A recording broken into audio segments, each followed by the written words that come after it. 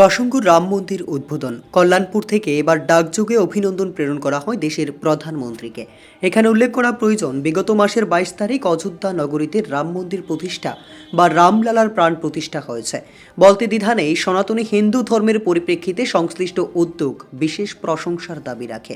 এই মহতী কর্মকাণ্ডকে সুচারুভাবে সম্পূর্ণ করার জন্য প্রদেশ বিজেপি সিদ্ধান্তক্রমে দেশের প্রধানমন্ত্রীকে ডাকযোগে অভিনন্দন পত্র পাঠানোর সিদ্ধান্ত গ্রহণ করেছে। এই সিদ্ধান্তের পরিপ্রেক্ষিতে আজ কল্যাণপুরে রীতিমতো উৎসবের মেজাজে দেশের প্রধানমন্ত্রীর উদ্দেশ্যে ডাকযোগে অভিনন্দন পত্র প্রেরণ করা হয়। এক্ষেত্রে অন্যান্যদের মাঝে সামিল ছিলেন স্থানীয় বিধায়ক পিনাকি দাস চৌধুরী, কল্যাণপুর পঞ্চায়েত সমিতির চেয়ারম্যান সৌমেন গোপ, বিজেপি কল্যাণপুর প্রমোদনগর মণ্ডল সভাপতি জীবন দেবনাথ সহ কল্যাণপুর এলাকার বিভিন্ন স্তরের জনপ্রতিনিধিরা।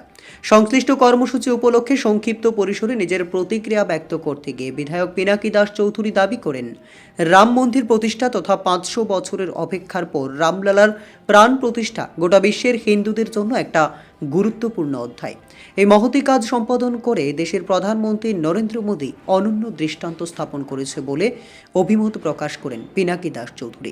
এই মন্দির আগামী দিনে গোটা পৃথিবীর নিরিখে ভারতবর্ষকে তথা সনাতনী হিন্দু ধর্মের ঐতিহ্যকে ঊর্ধ্বে তুলে ধরবে বলে দৃঢ় আশাবাদ ব্যক্ত করেন বিধায়ক শ্রী দাস চৌধুরী।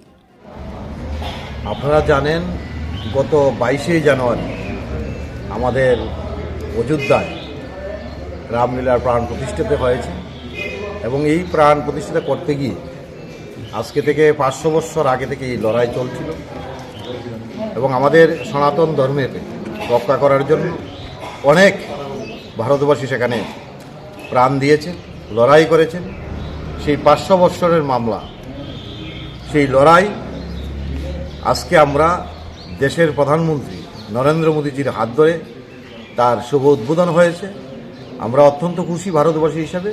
দেশের প্রধানমন্ত্রীকে ধন্যবাদ জানিয়ে আমরা আমাদের পার্টির পক্ষ থেকে কল্যাণপুর বিধানসভা এবং কল্যাণপুর আরডি ব্লক পঞ্চায়েত সমিতির নির্বাচিত সদস্যদের পক্ষ থেকে আজকে ওনাকে ধন্যবাদ জানিয়ে চিঠি প্রদান করছি এবং আমরা পোস্ট অফিসের মাধ্যমে দেশের যশস্বী প্রধানমন্ত্রীকে আমরা ধন্যবাদ জানাই।